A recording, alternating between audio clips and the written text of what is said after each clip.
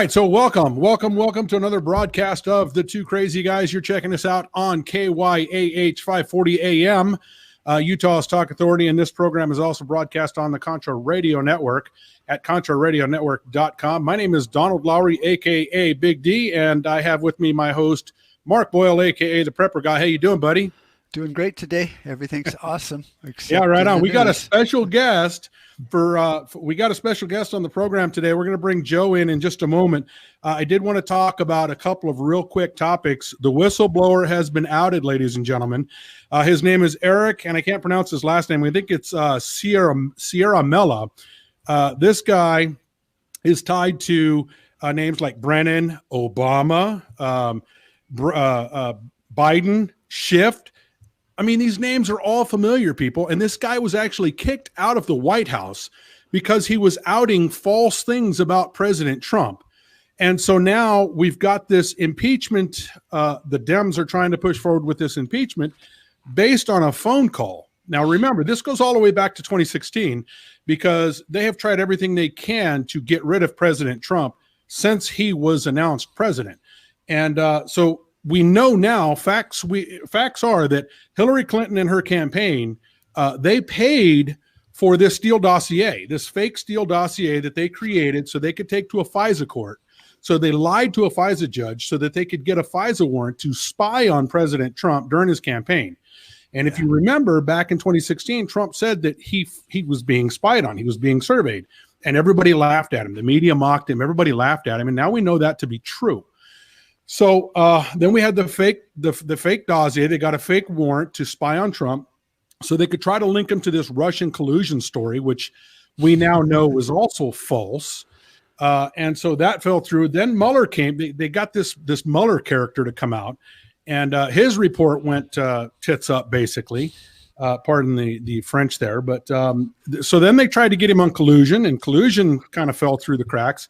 So now they have this phone call that a guy that didn't even hear the phone call, and they're trying to impeach president. Now, in the United States of America, you have to have a crime in order to impeach a president. That's just the way it works. Yeah, you would think that's how it works. About that. They don't have a crime. Okay. No, they have this whole thing. It looks funny. This whole impeachment thing, you got to understand there's two reasons for the impeachment thing. Reason number one is because they're trying to rile up the Democratic base. If you think about it, if you're a Democrat and you're sitting at home and you're watching CNN news all day long, all you're being told every day is we're going to impeach him, we're going to impeach him, we're going to impeach him. And they have yet to do anything. So now they're trying to move forward and show that they're doing something to try to get rid of him. That's number one. Number two, you have to think about who these people are. They know they can't beat him in an election. So now they have to try to get rid of him before the election. And so this whole thing now I've heard people say, they voted to impeach Trump, but that's not what they did the other day. What they did was they voted on the rules for the investigation. They voted to agree that the rules, because they don't like Trump, rule number one, that they're going to go this way. Right. And it still doesn't mean anything. No, it means absolutely nothing. What it means. Also, the other thing you have to think about is William Barr is about ready to come out with his report as well. Okay, and so they pull the trigger on this vote so that they can say when Barr comes out with his report, they can say, oh well, they're just trying to impede our impeachment proceedings. The whole thing is a sham. The whole thing is a scam. And what they've done is they basically now committed themselves and they've stuck their foot in their mouth, basically. Yeah. So I want to get to our guest because I know Joe took a lot of time today, a lot out of his schedule today. We do have a guest for you people. One of our newest sponsors on the program is Valley Food Storage, people. Yes. And Joe, I was actually going to surprise you. I was going to do a bowl of oatmeal, but then I thought, well, I can't really do that while I'm talking. I did do a review video. Great. We'll be putting that video out, and in that video is going to go on Contra Radio Network. It's going to go on Two Crazy Guys. It's going to go on all over our social media. I will tag Valley Food Storage in the post, and below that video, what I'll do is for our listeners, I will put some links in there where you can get a free sample yourself of Valley Food Storage, and you can try it yourself. I will also, for those of you who are a little more gung-ho, I will also put a link where you can get 10% off of your order just for clicking on that link that Valley Food Storage was nice enough to set us up with. If you listen to this program anytime, you know how Mark and I feel. We both feel, and I hate to say this, I really do. I hope it doesn't come to this, but I really do feel like we are heading towards a civil war in this country. And I think that it's very important that you need to think and you need to plan ahead. You need to think about what you're going to do if that comes down. With us, we have Joe. Is it Joe? How do you pronounce your last name, Joe? Borowski. Yeah, Joe Borowski. Borowski. Joe Borowski, man, this guy's an All-American. He's an Eagle Scout, folks. This guy was an Eagle Scout, and he's an all-around outdoorsman. And you know, Joe has spent a lot of time doing a lot of stuff, and we want to welcome Joe on the program today. How you doing this morning, Joe? I'm doing great. Thanks for having me. So why don't you tell us a little bit about Valley Food, first of all? Sure. Yeah. Valley Food is, it's one of the smaller players, I would say, still today. It's not one of the big box ones, but we're in that medium space today. And Valley Food's niche within the long-term food storage market is really around thoughtfully planned, healthy food. You can stack up as many calories as you want, but when it comes to grab arms and defend something, if you don't have the right micronutrients to support that kind of thing, it doesn't matter how many calories you have put away. You're not going to be able to make it.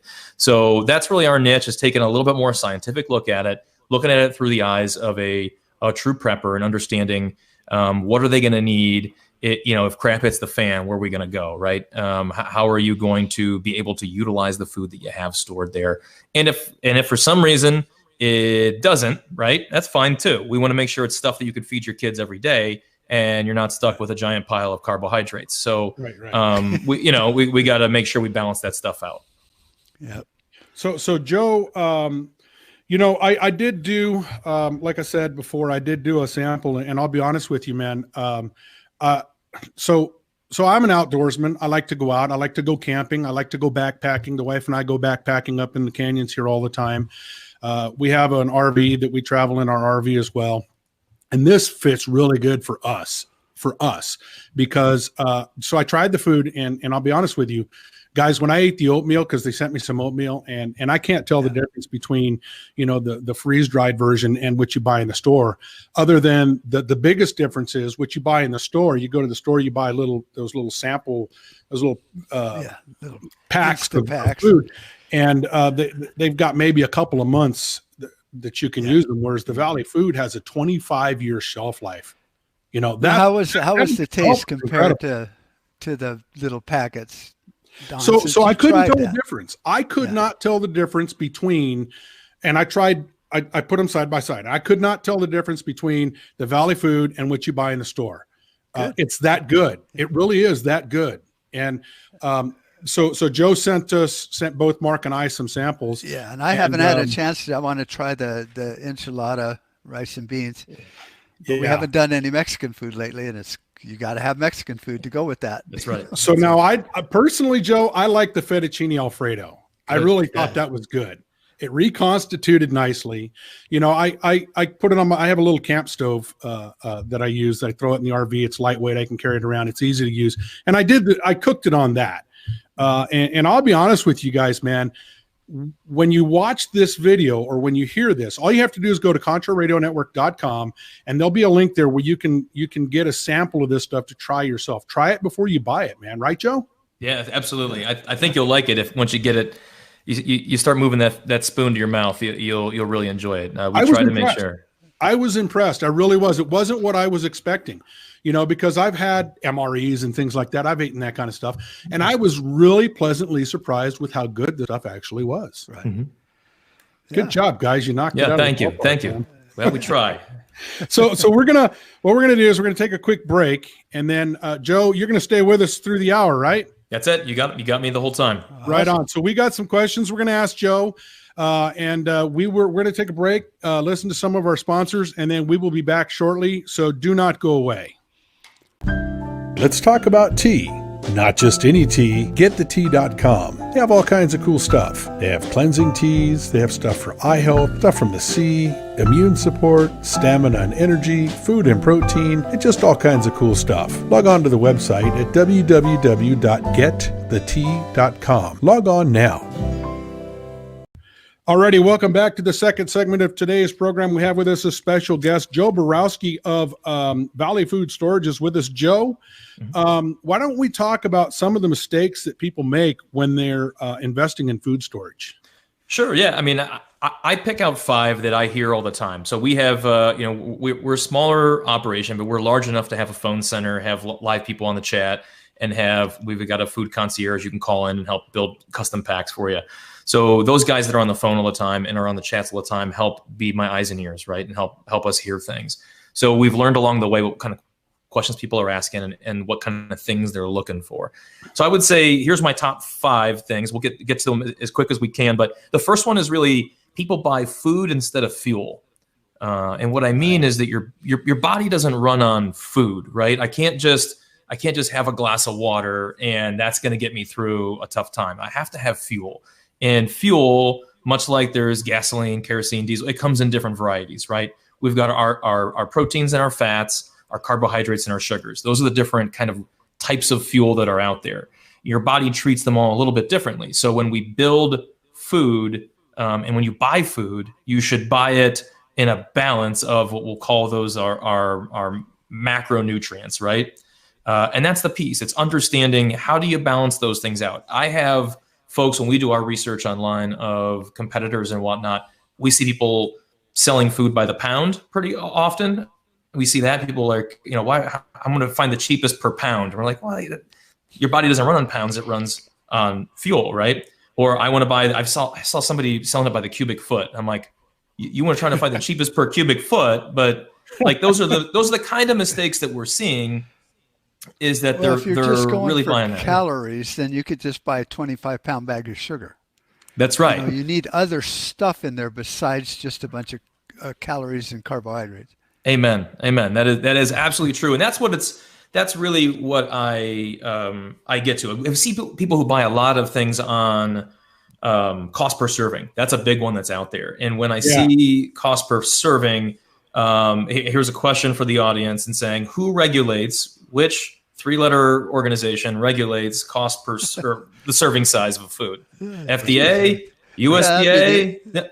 Nobody does. Nobody does. FDA probably. Yeah, I thought so too. And Joe, since you brought that up, I did want to point that out. I did run the numbers, and if you actually break it down, Valley Food is pretty cheap by the serving, man. Yeah, if you're buying a 3-month kit or larger, the cost per serving, and I'll tell you what the servings are really, as far as what the industry goes, but cost per serving is under $2 a serving. So, man, you can think about going to buy fast food. If fast food was open during a revolution, you could go do that. Or for $2 a serving, you could get some freeze-dried food that's going to last you 25 years.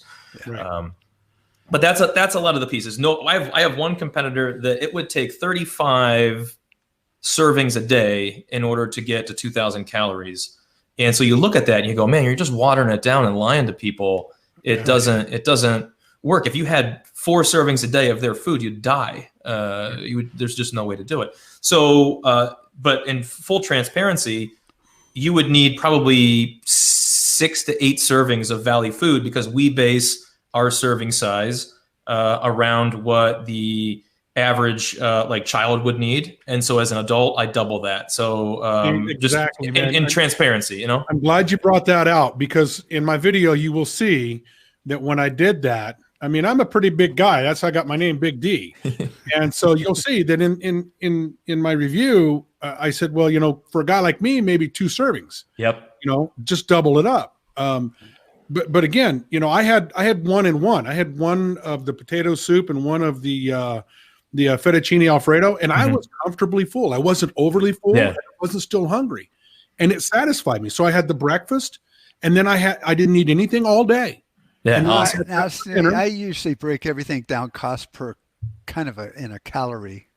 Right. So kind of micro. So because my serving while I'm, running from zombies, I'll need more calories in a day than when I'm just sitting around the campfire. Absolutely. So I like to know how much it's going to cost me per serving. So I go by calories and mainly the fuel, like you mentioned. Yeah. But everyone does it differently, but some people do just go by, I got this bag, it says it's a serving, and they eat it. That's and right. They think they're going to make it through to the next meal. And they're going to run out of gas really quick. Yeah. If you think about how you buy gas, right? When you buy gas at the pump, you've got 87, 89, you had all different grades of fuel. Right. So you're right. You know, if I pay different depending on how far that fuel will take me. So I pay more for higher octane fuel and less.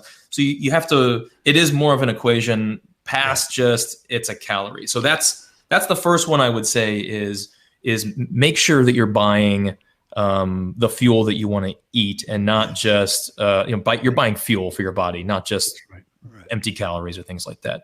So that tapers me in number 2, if you guys are good with that. Yeah, man, roll on. All right. Number 2, you're not including what you need in the fuel you're buying. So, all right. So we got the fuel. We talked about 4 different types of fuel. Within that fuel, and this is where I switch for you food nerds out there with me, to micronutrients, right? Yeah. So not all food, and you alluded to this too, is created equal, right?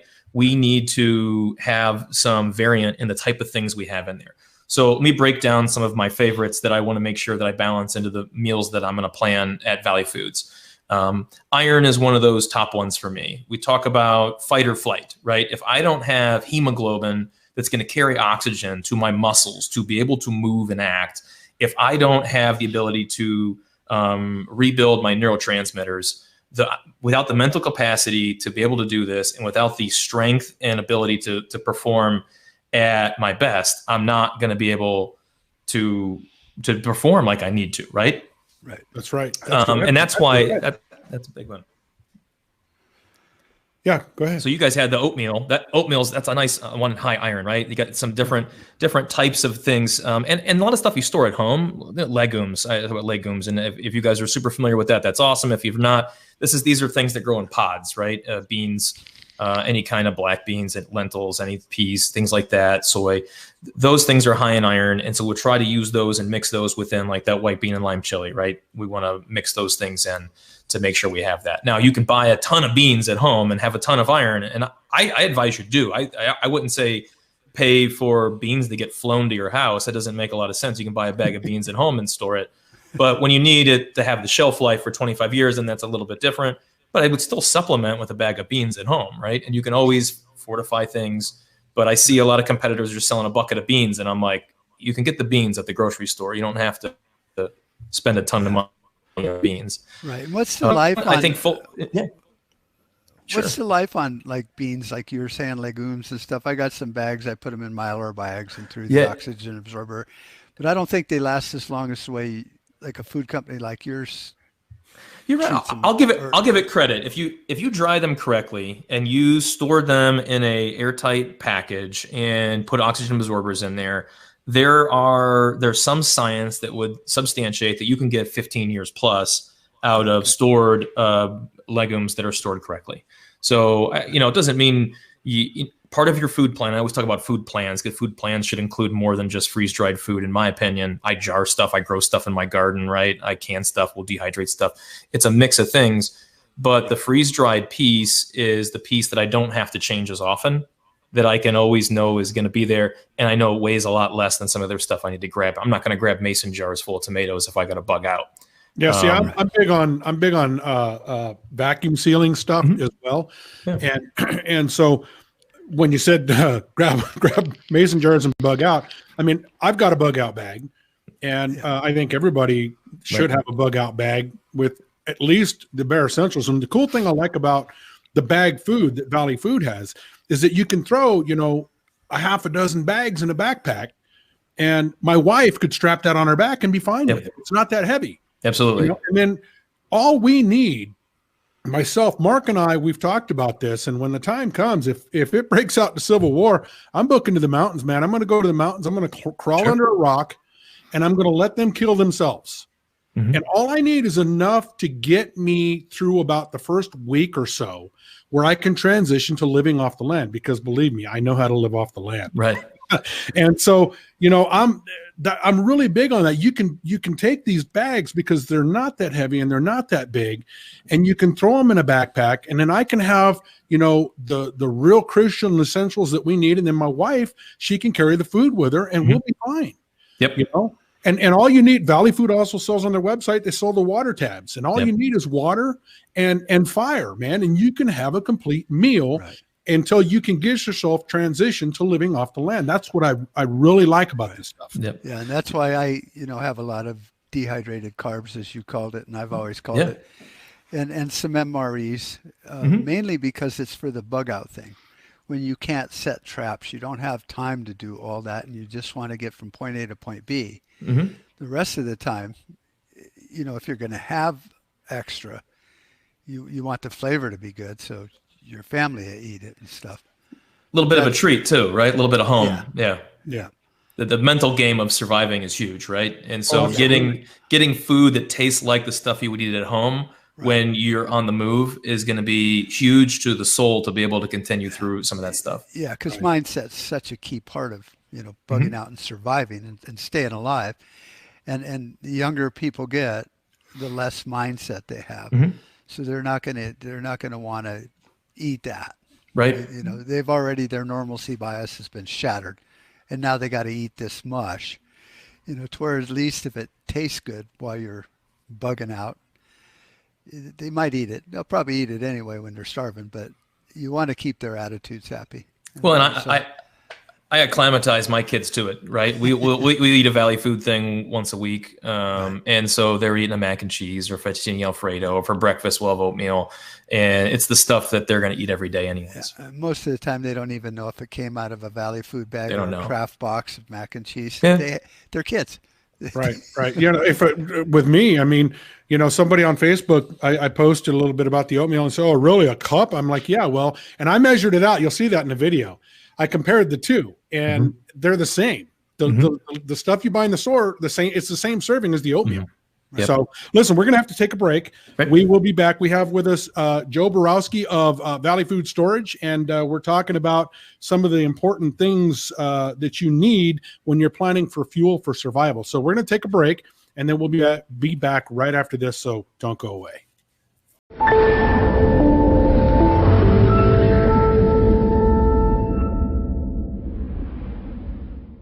Alrighty, welcome back to the third segment already of the program today. Wow, it goes by so fast. We have with us Joe Borowski of Valley Food, and we have been talking about prepping and foods and things like that. Joe, I think you have a few more things you need to talk about when it comes to planning for food storage, don't you? Yeah, absolutely. I think we got through the first real one, which is pay for the right kind of stuff. The second one was the micronutrients. Make sure you have in there. We get a lot of calls about things like sodium. And I think you guys alluded to this earlier. You're working harder, and so sodium is what your body turns into iodine, iodinized salts, right? And you sweat it out super fast. And so when I'm thinking about my food plan, we've got both types of food. We've got food that is full sodium and food that's like half sodium, right? And you can see in the labels it indicates pretty quickly. And when you're building your food plan, you have to understand: am I a sedentary person who works on a keyboard all day? And now I've got to go out chase a deer that I just wounded, and I got to take it down. And that's a totally different mindset for me. I'm sweating through twice as much sodium as I normally would. Right. My iodine's coming down. The iodine I need for my thyroid's not there. I can't get my hormones to balance, and I cannot absorb all my micronutrients anymore because my metabolism's taking a hit. Or do I work on construction all day, and in this specific type of thing, I'm going to bunker down and go sedentary, in which case you better be careful because you're used to burning a ton of stuff, and now you got to balance that back out. The medical complications related to the type of food you consume in the type of situation can be worse than surviving. There's no hospital. So if you're not balancing out the type of food and the foods are causing the problem, you're going to be in a lot of trouble. So that's the end of kind of that number two, or the micronutrient piece, that I think you got to remember. Yeah. I don't think people factor in their activity level, when they're checking their RMR and all these numbers. So how many calories they burn in a day. And everyone that I've talked to about, their calorie burn in a day, they're like, well, I'm really active. It's like, yeah, but if you put that multiplier in your calculation, you're talking about a lumberjack or a Navy SEAL in boot camp training. Right. Whereas, most people that aren't at a desk all day, but move around a lot, like I do construction at home on the weekends, would still be considered a low activity level when it comes to the math. And so if they're cheating themselves while society hasn't collapsed, they're going to be overeating when they're in their bunker, and they're going to have health issues. Yeah. And they need to think about it a little bit more than just saying, "Oh, I'm on a Beverly Hills diet," Right. because it's your food storage and it's for survival. Yep. And you don't want to be playing with the numbers like we do so loosely these days, while society is still good. So. Well, during the break, Mark had talked about, I think it was Mark that talked about, no, we talked about the different kinds of things you need to prep for, whether you're going to be staying in or bugging out or whatever. When I first met Mark, I just want Mark to tell this quick story about the guy that had the bunker with the cameras and everything. Tell him about that. Oh yeah, one of our clients out here, because we live at in a place near a big military installation and stuff. And so I was talking to one of the retired guys, and he was telling me how he had this bunker built, and it's all top secret stuff. I mean, the companies that build them won't tell anybody, And he's like, I got this bunker. I can live down there for years, me and my family. And then he had a pretty nice homestead too. And I was like, well, that's great, because when the world ends, I'm going to come over the hill and take a couple pop shots at you guys. You're going to go in your bunker, and I'm going to weld the doors shut and move into your house. And he was like, that's really messed up. I go, yeah, you don't understand a battery and a welding rod, and you can't get out. I go, you're no longer a threat to me. As long as you stay in your hole, you could survive there for 100 years. I don't care. I'm going to eat all your chickens. He was talking about how he had cameras so he could see everything that was going on. And Mark's like, yeah, I'll just eat all your food. You can watch me on your camera. Yeah, we're like, hey, that was a good cow. Good job. Yeah. But it really rained on his parade. But I think, why would you want to lock yourself in a box where you got no retreat? Some people think that's the best way to do it. Situation. I need to be out. Me and Don have agreed that we're going to go crawl under a rock. And when the KYAH dies, we'll come back to our community and rebuild. Yep. But, a lot of these preppers, they're like, I'm going to go and build a new community. It's like, why would you do that? We got community. Yep. And your food plan, as someone who's going to go check traps every day, is going to need a lot more calories than the bunker guy's food plan. And I think that's an amazing takeaway from it too, right? I mean, you have to plan for that stuff. Yeah. Yeah. And so like you were talking about, the sodium, do you want high sodium? I mean, sodium's a nutrient you got to have or a mineral. Right. But are they going to overdo it and then cause problems? So. Yeah, you'll get the same problems from having same thyroid problems from having too low iron that you will from having too much iron. And the other thing about planning for your group, because you talk about go hide under a rock, I think that's awesome. I think if your plan includes people with any special dietary needs, and I think that's a big focus that we have at Valley Foods.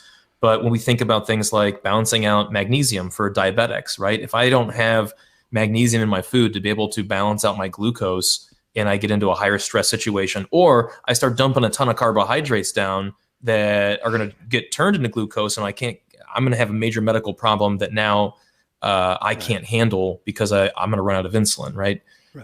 So those are things to think about when we think about people with special medical conditions or even... And for future planning, I would recommend for most preppers, that's how I always tell newbies, I go camping.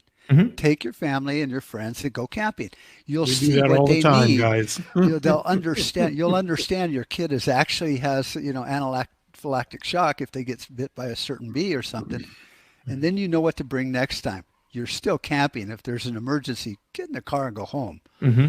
But it like you said, you can't plan for your group or the family you're going to be with if you haven't even gone out camping. Yep.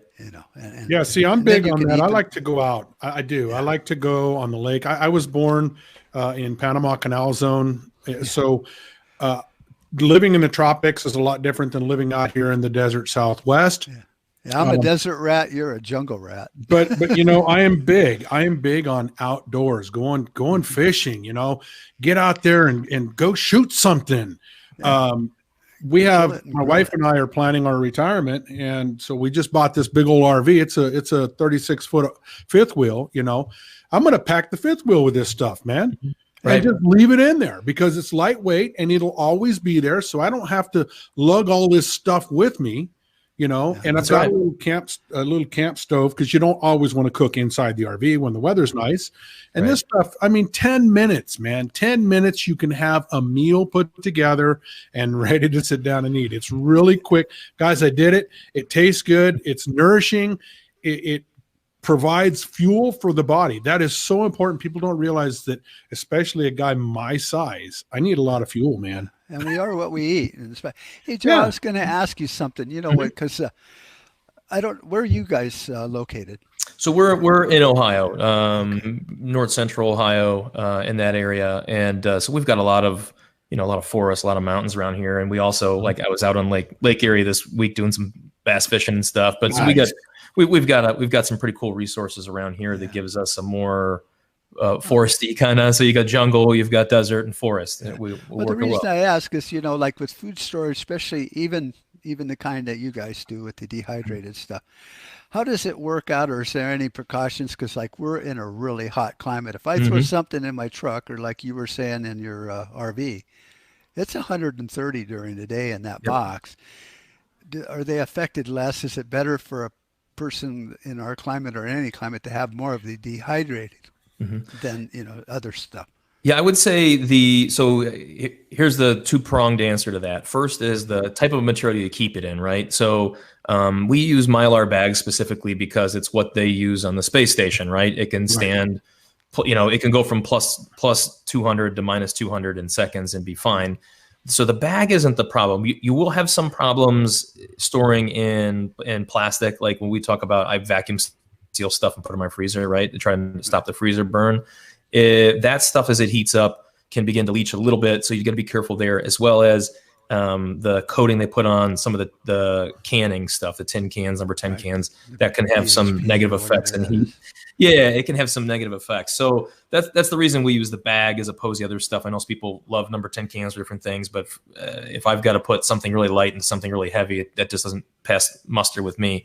So the second thing is the food. Food is going to deteriorate based on heat. So the reason that we've got lower nutrients in the canning process, because the canning process is done, for anybody who's not ever seen this thing, it goes through basically a steam, they steam it into the cans, right? That's how they're sealing those cans. And so they're using steam to raise the temperature of the can. And the food on the outside of the can is going to be cooked to the temperature that they want it to.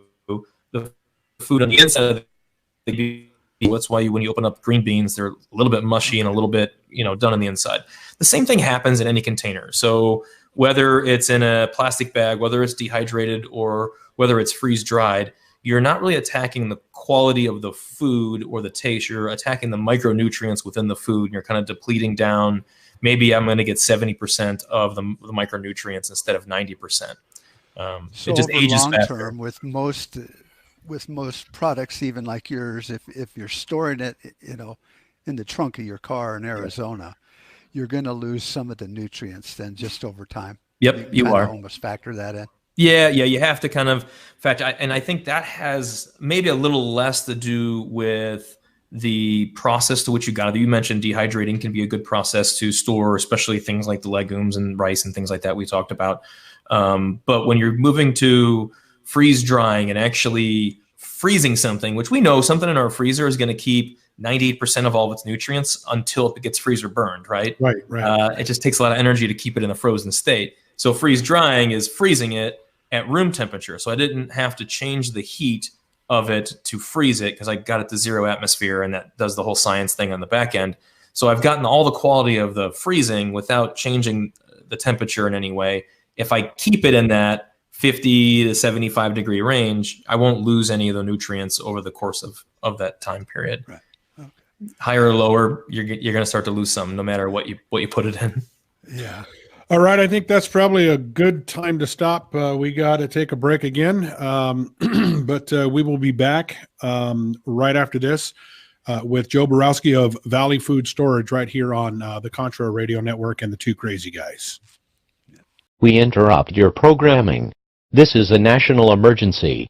Important instructions will follow.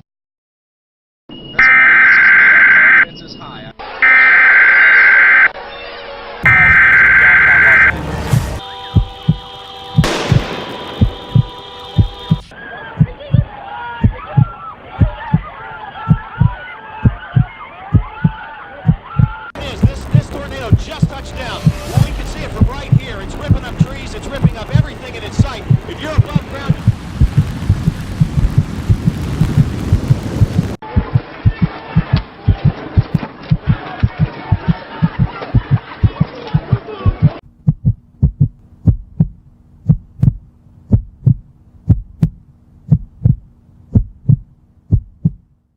Alrighty, welcome back to the final segment of today's program. We have with us Joe Borowski of Valley Food on the line with us. Joe, man, you've provided some fantastic information for those out there listening to this. We've got a couple more things we need to go through, huh? Yeah, let's hit the last ones kind of quick, so we have a few minutes. The number 3 one that I didn't really talk about yet, it would be paying for fillers. And when you blend entrees, we freeze dry everything just to make sure everything in there makes sure that it lasts the 25 years. But if you're buying something like rice and you're buying it freeze dried, rice itself can last for 20 years on its own as long as it's stored properly. So I equate this to putting a life jacket on a seal, right? It doesn't need it. You're paying for more when it would do it on its own, right? Right. So store some of those things locally. Buy your local legumes, buy your local rice, things like that, and store it. It'll last you 20 years. You can even get the storage supplies from folks like us if you want, but you can vacuum seal it and then just rotate through it every 10 years, and you're fine. You don't ever have to worry about bumping up on 20. So don't pay for fillers. They're going to come in some of the entrees because it's what balances them out. Like, again, with a white bean and lime chili and things like that, enchilada beans and rice, you're going to get that in there because you need it. But that's because you have to blend it all in together. Don't buy it just on its own. The 4th one I would say is overbuying. So buying too much stuff. You'll see on our website, we've got premium kits and basic kits. So everything is labeled that way. Premium kit means I really don't grow anything. I live in an apartment in New York City. I don't like the way New York's going, and I may not be able to get out of my 7th floor apartment for a week because there's riots all around me. Right. Mm-hmm. I'm not going to grow anything or store anything. I want to buy the premium kit because it all shows up at my door and it's ready. I can put it in a closet. And I know it's right. The basic kits are for people who do store some of their own food, who do some canning or have freezer space and things on hand, and they want to augment that. So you're going to find those to be lower, between 1,200 to 1,600 calories a day plans, because the assumption there is you're going to augment, right? So don't buy more than you really need, I guess, would be the key there. Augment locally. And then the last one would be truly understanding how long things last. So I've read most of the literature that's out there on freeze-dried food and its storage time. So if I can tell you that the science out there is vastly unproven that it will last more than 25 years. 25 years is the claim that's there now, and we are going to prove that it can. We know that it will taste fine, and we're going to continue to do work over the next few years to make sure that we're testing samples that are now 20 years old and so on. But it just hasn't been around that long. So the claim is 25. If somebody says it's going to last you 30 years, they're assuming you're going to die in the next 30 years, or you're never going to use it, or it's a marketing scheme. So, I mean, just be careful. We don't have freeze-dried food that's lasted that long yet to test. And by the time we get to test it, the science of the food you're buying today, you'll need 30 more years to figure out if that science is better than the one that was 25 years ago. That makes a lot of sense. You know, Joe, we talked about serving size earlier, and you brought up a really good point in that, the serving size we talked about may be a little small. You may want to double up on it. But also, if you're taking, say, one serving of the fettuccine Alfredo, and then you've got a plate of rice and some beans with it, now you've got a full course meal there. Absolutely. And you don't need to double up on the serving. So that's something else to consider too. Right. You can, and you can mix and match like I did in my sample. I had a couple of different meals that I ate in the same sitting. And so that worked out as well. So don't let the serving size fool you, and don't let that be a factor that makes you think, well, the servings are really small and they're just not going to be what, I need to be. I mean, Joe talked about the fuel and the nutrition that we need, and they compensate for that in the serving size as well. But just, I wanted to throw that out there, that you can also mix and match the different entrees, or you can mix and match the beans, the rice, and you can put together a full course meal and still save that serving size. Still use that single serving size as well. It's a good add-on to your meal. If you got and shoot a rabbit or something. Absolutely. You still have enchiladas, rice and beans, as a side. I'll tell you guys a quick anecdote, but you know, my wife and I, we make sure that we work. You know, we're parents, we work on the kids all week, but every Saturday we make sure we sit down and have dinner with just the two of us, and we try to do a really nice dinner. So when I'm making an Italian risotto and I put some fresh mushrooms in it, that is Valley Food risotto, and then I pair that up with some roasted carrots from the garden with a little bit of local honey and sriracha and stuff, and some seared scallops. I've got a romantic dinner. And you're making me hungry. You know, but it's going to include my freeze-dried food because I like to eat through it. I like to make sure it's the stuff I want to eat anyways. And if shit hits the fan, I don't want to lose that connection. I still want to have that bit of civility that I want to hold on to. And so if I can practice it now and I can bring it with me when things get bad, it's going to help me through that time. That's right. And when you go out there, then you're really not going to know the difference anyway. Go on a little vacation. You said you love to go backpacking. Guess what? You get to do it for a month now. Yeah, exactly. And I would think that none of the meals, I mean, you could put together a whole meal, but it you know, we look at an MRE as a complete, that's your meal. Whereas these can be supplements or to get you through or a quick breakfast before you continue to run from the zombies and stuff. You know, so it's not the MRE type food that you're storing. It's stuff you, like you said, you can add to and have a nice meal. It's not, and you're right. We've gotten some feedbacks on. We serve 5-serving entree packs typically, right? And some of the feedback we're getting from some folks is, hey, we do like some of the more mountain housey type serving sizes, and we're like, all right, well, we can. So we are coming out with a variety of our entrees in 2-serving sizes, 3-serving sizes that should be appropriate for those people who want a lightweight backpack. You know, you say load up the RV and keep it light. We actually have competitive sailing crews that reach out to us because they want to store our food because they can shove it into their vehicle. It doesn't weigh anything, and it has enough calories to keep them while they're doing heavy activities. Yeah. So Joe, when we were in, I think one of the earlier breaks, you talked about, in the program, we talked about having enough food to transition to living off the land if we have to bug out. And you'd mentioned that you have a 72-hour pack as well. Why don't you talk a little bit about that? Yeah, so the 72-hour packs, we've got a couple of different varieties that are out there. You know, check out the website. You're going to find some of the different ones that are out there. But definitely coming up here as we get into, especially November, we'll start to release, I think there might even be one going on today or tomorrow, these pre-Black Friday kind of deals to start thinking about it. It's the right size of food to get started. It's enough meals. It's a good blend of entrees and breakfast. And they vary a little bit in calories depending upon the one that's out there. And we'll continue to vary them to make sure that they're always in stock. So you know how that always works. People start claiming on one thing at a different seasonal time, or you get certain things that seasonality just, we keep all of our food, we grow it and package it in the United States. So we have limited suppliers that we can get all of our fresh stuff Made from. in America, baby. It is, right? So that's important to us.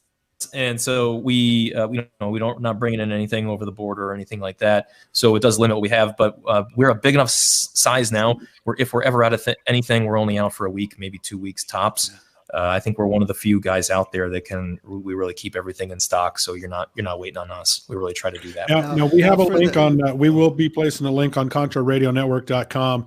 There'll be a little banner up there. You can just go to ContraRadioNetwork.com and click on that banner, and you will be able to get a free sample. Also under this video, when we publish the video, there'll be links where you can take 10% off. And I think I actually have a link, a banner or a link that for some of the emergency stuff that you're talking about. So I'll throw that down there as well for anybody that might be interested in that as well. Valley Food is, we've done a lot of talking behind the scenes. And from my experience, man, it's great people. I mean, great people, small company, and just the product speaks for itself. And if you want to know what we're talking about, just go get a free sample. I mean, it's not going to cost you anything, and they'll send it to you, and you can try it for yourself. And then if you like it, you can go back and buy more. I know I'm going to, and I strongly suggest that you do that. But, it's a great product, and it speaks volumes, especially in these times when you're looking around. And if you're paying any attention to the news like I do, I can't say that I like to watch the news, but doing what I do, I kind of have to watch the news because I can definitely say I hate watching the news. but you got to be careful what you watch and what you listen to, because there's so much misleading and so much false information out there. And, you just never know. And so what we're talking about today is being ready in that crucial moment where, you don't know what's going to happen, but you know that you need to do something. And we don't know. I mean, tomorrow's never a given. Shit could hit the fan tonight, guys. Yeah. North Korea could launch an ICBM and they can reach the coast of California, even though they haven't been able. I don't even think they need to get past the Sea of Japan, but you just never know. And so North Korea has weather satellites, as if they care about the weather. Know there's a nuclear warhead up there, and they don't even have to worry about reentry, so they could flip a switch tomorrow and we're gone. That's it. Hey, Joe, before we totally be done with the show, I wanted to ask you something. Now, based on everything you've said, I kind of understand the benefit of Valley Foods over a lot of your competitors. Is there any other, from your opinion, what sets you guys apart? Because I can tell there's a lot that sets you guys apart, but. Yeah, we're focusing a lot right now on people with special medical and dietary needs. And so we're coming up with a lot of new pieces out there. I'm going to be releasing a whole series of menus coming up for people who have celiacs or need to be gluten-free, for people who are paleo, even for people who are vegan or vegetarian. Because honestly, in my food plan, in my extended food plan, I have people who are vegan and they're like, hell or high water, man, if I'm starving, I'll go down with the ship. And I'm like, you know what? I can be thoughtful enough to be a carnivore myself, but also know that I want the comforts of those who are with me to not have to suffer for it. So There are ways to do that with freeze-dried food. There are ways to prep around for folks with diabetes, folks with chronic heart disease. And we're doing our part to try to make sure that we're there for those folks. And then the other piece that I'm working on too is we've got a lot of these citizens that were going to like wildfires in California and trying to do their part to rebuild communities. Like you said, you go away for a little bit, come back and help rebuild that community. And these folks are burning 3,000 calories a day, moving, lumber, digging ditches. And so we're also going to be working towards in the next couple of weeks, getting something together where you can get a kit that is a high calorie, maybe 3,000 calorie a day kit. Obviously it costs a little more, but I think there's a need for it out there I'm going to grab these 2 buckets and I'm going to go to work in my community. And it's a lot more calories than I'm used to. So we're going to be balancing those things out too. That's great. Yeah. Well, guys, it looks like we are about out of time. I told you they go quick. We want to thank Joe with Valley Food Storage for coming on board today. Log on to ContraRadioNetwork.com, click on the link, go over there, get yourself a sample of what we've been talking about today. I think you'll be pleasantly surprised. Joe, I thank you for coming on the program today, man. Yes. Thank you. All right, so that's going to do it. We're bugging out for the day. Until next week, we want to thank you for tuning in. And as always, stay safe and stay ready.